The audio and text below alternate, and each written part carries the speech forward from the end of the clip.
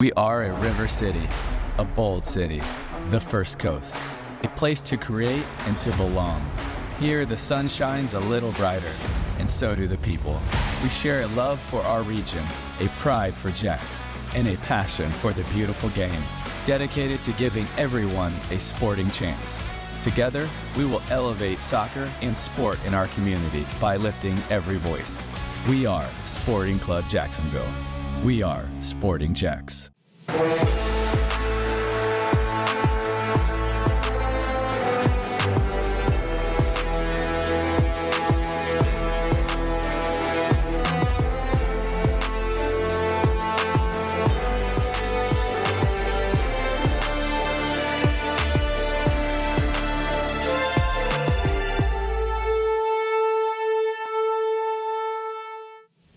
Hello and welcome into the Sporting JAX Report. I'm Cole Pepper. Coming up, a look back at a tumultuous stretch of the preseason for Sporting JAX, and a look ahead to the final opportunity to prepare for the inaugural season.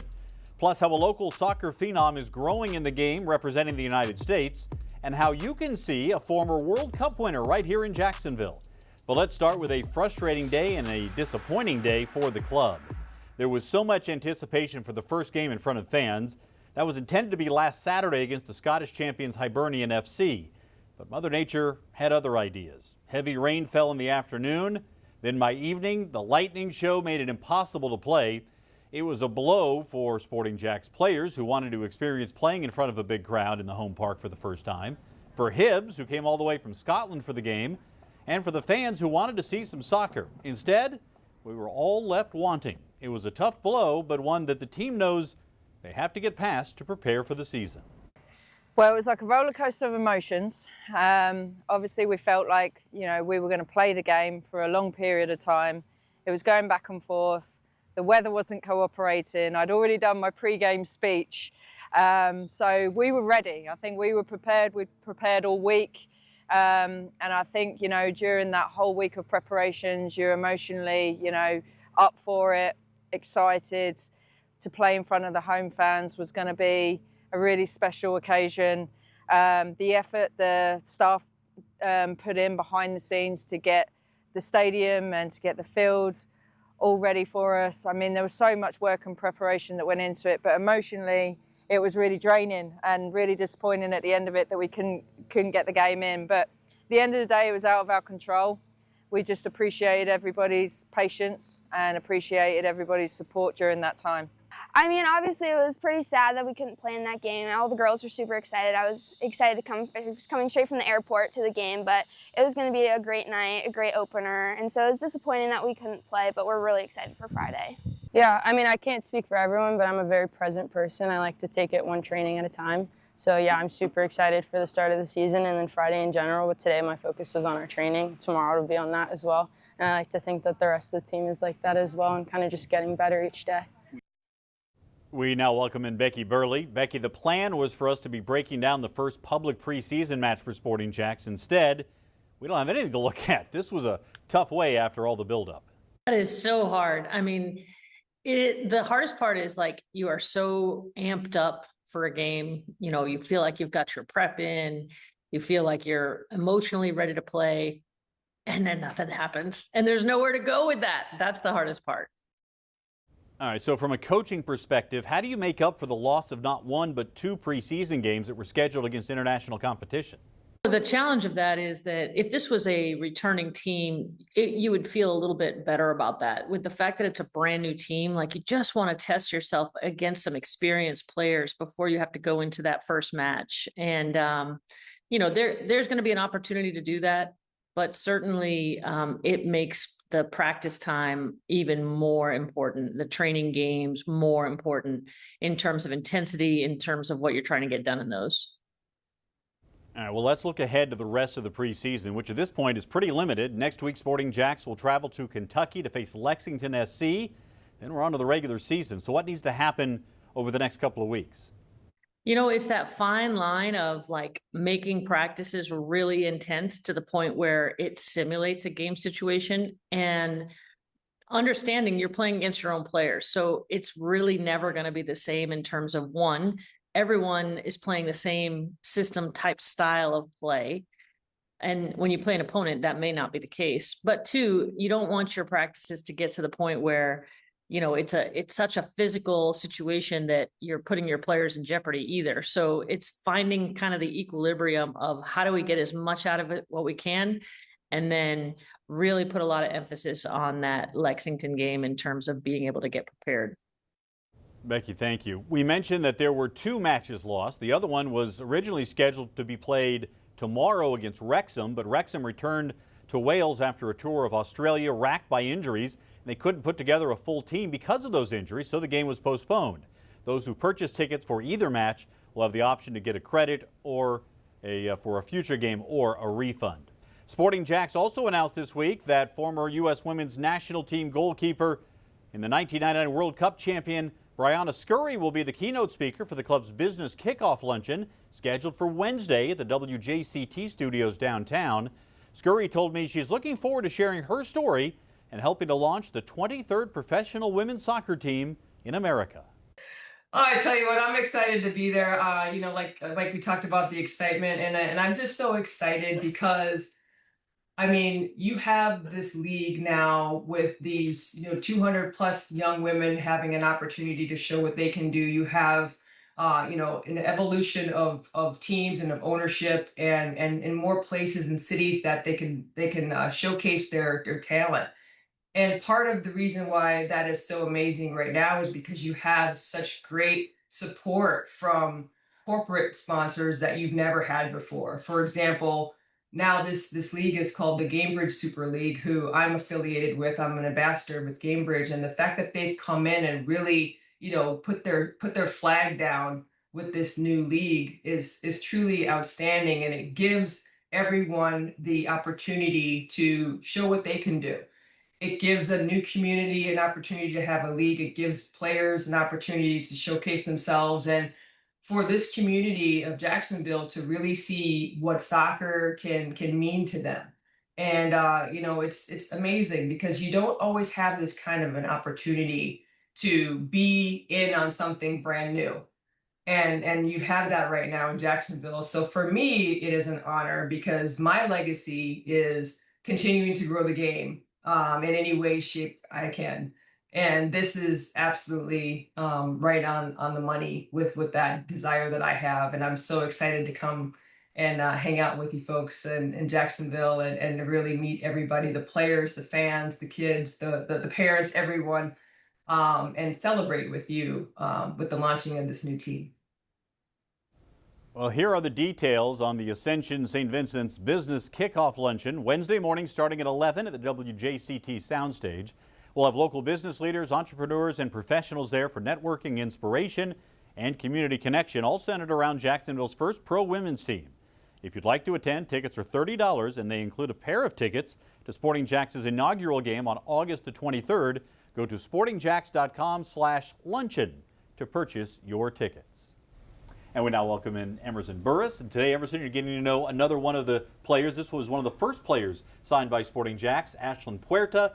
She's just 19 years old, but she is one to watch for the club's future. Ashlyn has an incredible story. She's worn the red, white, and blue, trained in Europe, and grew up playing soccer in her own backyard. Ashlyn Puerta's journey with Sporting JAX is filled with creativity, faith, and a whole lot of soccer. Ashlyn Puerta's soccer journey started in San Diego and has taken her around the world, and now to Sporting JAX. Because we were homeschooled, we had so much time to do everything. We had a lot of time to play soccer. We were really blessed to be able to have soccer fields at our house, so that was really cool. She grew up in a tight-knit soccer family where the love of the game was as strong as their loyalty to one club. I would say we were obsessed with soccer, obsessed with Barcelona. Mm-hmm. Okay.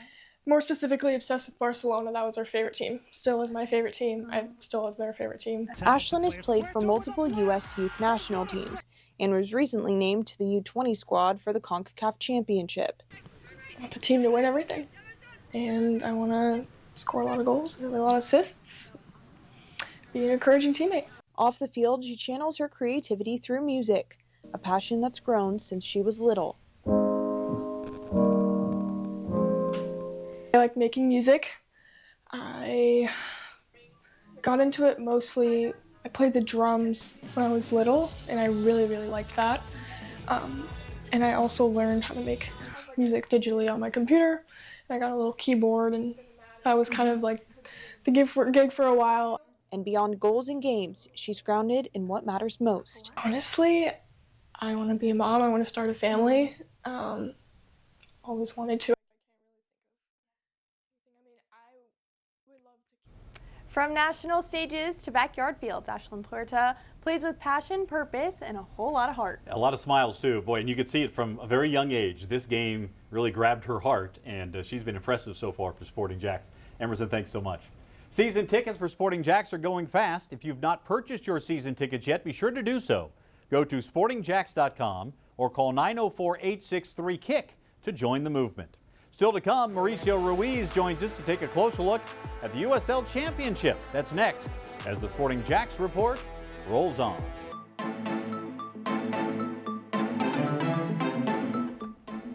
The next nationally televised game from the USL Championship comes up on Friday night when North Carolina FC hosts Detroit City. 6:30 kickoff on CBS Sports Network.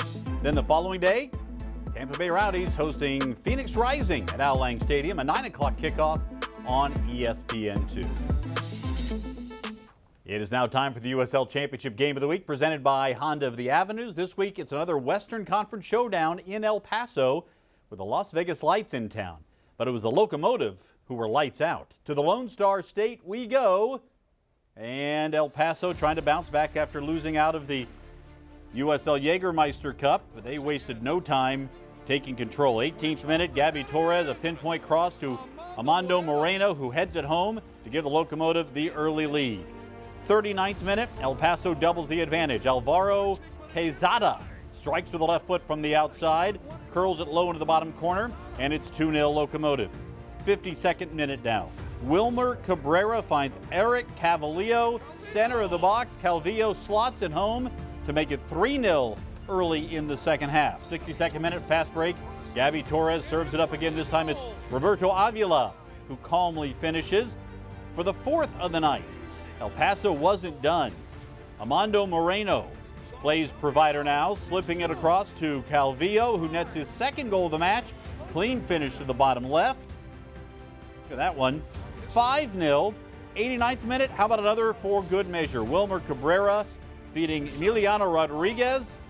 6-0. El Paso with the victory. They send a message with their most emphatic performance of the season. We now welcome in Mauricio Ruiz. Mal, Las Vegas has been struggling, but what a performance from El Paso. They're looking like a team we need to keep an eye on. Yeah, they really are. Under coach Will Cabrera, they've done a really good job. They've just restructured their roster in the offseason. They have a lot of new players. It's almost brand new roster outside of a few key pieces that was able to be retained.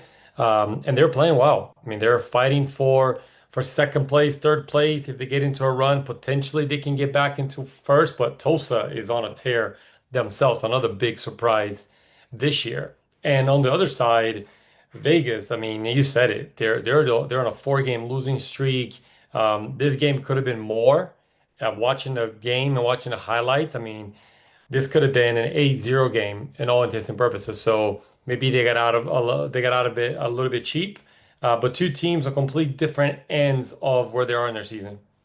Let's take a look at the standings, starting in the Western Conference, where Tulsa continues to lead the way. Sacramento, always a team to contend with. They're right there with San Antonio and El Paso up to fourth in the table this week. In the Eastern Conference, we're really seeing a separation. Lou City and Charleston Battery really starting to pull away. Then you've got a large group that are going to be contending for playoff spots.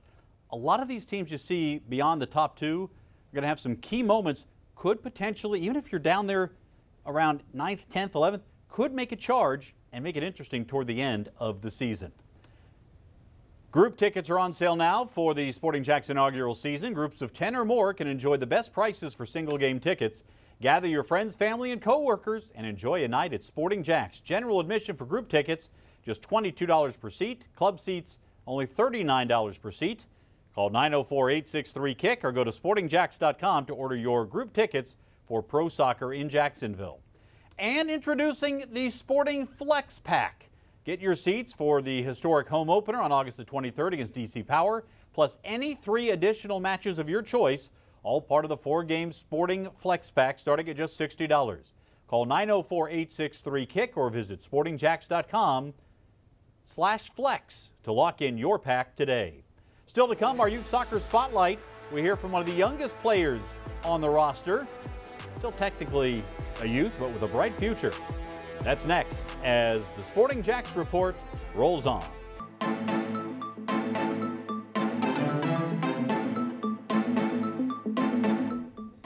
The inaugural Sporting JAX kit is out, and you can order your own. Use the QR code on your screen to order your official Sporting JAX shirt. You can also go to sportingjax.com/shop, where we just launched a new online store. It is time now for the Youth Soccer Spotlight, presented by the Bearded Pig Barbecue. Emerson Burris returns. Emerson, this week we're hearing from a young star with seemingly limitless potential. Sydney Schmidt is just 17 years old, but the Jacksonville native is already making her presence known at the international level. And the Florida State commit just recently netted her first goal with the U.S. Youth National Team. Sydney Schmidt has been playing soccer since she was 3. Now she's representing the United States on the youth national stage. I got to score my first international goal, which was really exciting, but it was overall a great performance by the team, which was really fun. Her goal came in the opening match of the tournament. I think it definitely gave me a little bit of extra confidence going into the next 2 games, having it be the first game I played. That confidence and consistency have made her a go-to leader for the U.S. side. I feel like now I've kind of been more of one of the established players, but obviously it's like every time we go in there, the players that they're bringing in, new girls, everybody's so good. So it's like I always kind of got to put my best foot forward. Back in Jacksonville, her growth is impossible to miss, on and off the field. She's a little bit more mature as a person, as a player. You can just see what that experience is giving her. With Jacksonville FC, she plays up an age group and wears the captain's armband, all while taking a full load of honors classes. She's taking bits from there and she's taking bits from our environment and she's applying everything and she's becoming almost a complete player. Whether it's club, country, or high school, Schmidt's steady leadership continues to shine. I think playing with the U.S., like coming back to here, I just play with more confidence because obviously when I'm playing with girls my age, it's like I can do a lot more. So when I come back here, it's like I'm like, okay, I know I can compete at this level. From the first coast to the national spotlight, Sydney Schmidt is just getting started. Schmidt will head to Florida State in January, but for now, she's focused on her final high school season, training with Sporting JAX, and staying ready for whatever's next with the red, white, and blue. She has been a star for a long time in this city, and now we're seeing that expand beyond. Really excited to see what Sydney's future has in store for her. Emerson, thanks so much. For more on Sporting JAX in the world of soccer, join Mark Warburton, Stacey Balaam, and me every Tuesday night at 6 on 1010XL. It's the Coaches Show, presented by Sporting JAX. You can listen on air at 1010 a.m. or online and on demand at 1010XL.com. And be sure to join Mauricio, Becky, and me every Thursday night at 6 for the Sporting JAX Soccer Hour. We cover the entire soccer world, including Sporting JAX and the USL. Thursday nights at 6 on AM 930 Fox Sports Radio Jacksonville or the iHeart app. Still to come, Mauricio rejoins me with his thoughts on what Sporting JAX must do to be prepared for the season. That's next, right here on the Sporting JAX Report.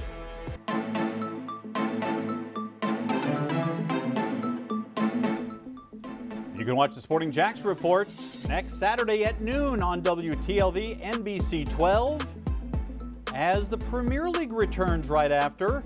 You can also find us on demand on First Coast News Plus and the Sporting JAX YouTube channel. Mauricio Ruiz rejoins us now. Mao, after losing out on the 2 international friendlies, what's the most important thing for Sporting JAX as they prepare for the season? Yeah, there's nothing that you can replicate real game action against 2 pro teams. So unfortunate that that was what it was. But once again, you're in Florida. It's August. Things like that are going to happen. So there'll be some gain experiences from this, from not just the team, the coaching staff, but certainly from the organization as a whole. But as it pertains to the team itself, maybe you'll salvage some health, right? So that's a really, really important thing, that make sure you're going into the final stage of preseason, which has been hot. It's been enduring. And then really just as best as you can, try to replicate training environments at a high intensity. That's really all you can do without facing an outside opposition as best as you can. But there's no replacement for real life football. But they'll take, as it comes. You have to be adaptable and you have to make the most out of it. And I'm sure the coaching staff is doing exactly that. All right, Mauricio, thank you so much. Well, the countdown is on. We are now 7 days away from the final preseason tune-up of the year as Sporting JAX gets set to go to play Lexington SC, a team that finished at the bottom of the table last year in the USL Super League, but now has brought in some key players, including the reigning player of the year. That should be a good test. 2 weeks from today, it's the regular season opener, August the 23rd, at home at Hodges Stadium against DC Power, with a crowd that should be close to capacity. Still some seats available for that one, but it's going to be a big moment for the first regular season professional game for a professional women's team in Jacksonville. You can follow us on social media as well. We're on X, we are on Instagram, Facebook, YouTube, and on TikTok for all the latest with what's going on with Sporting JAX. This past weekend, one of the things that Sporting JAX did was try to get out to the community. There was an open practice that was held, gave a chance for fans to get up close and personal with the players after missing out on those 2 preseason games. Just what Sporting JAX is all about. We'll talk to you next week, everybody.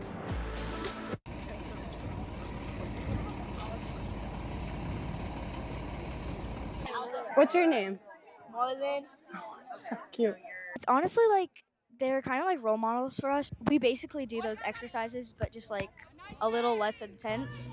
So it was kind of like fun to see how like they do the same stuff as us, but just like more advanced. We want to be able to inspire, and I think that these ladies, they have a powerful role with the youth, and you can see it right here how much they're engaging with the players, and how much the players appreciate that. So we're really excited, and we're looking forward to the next time we get to compete. I think it's a very cool experience for them to see, to get to meet them. My little 2008 little 6-year-old wants to be a goalie, so he's going to find the goalies. I think it's really cool for them to see that this is where they can be one day. Protect the goal! Protect the goal! Protect the goal! That's with the pictures, so like media day pictures. We are Sporting JAX!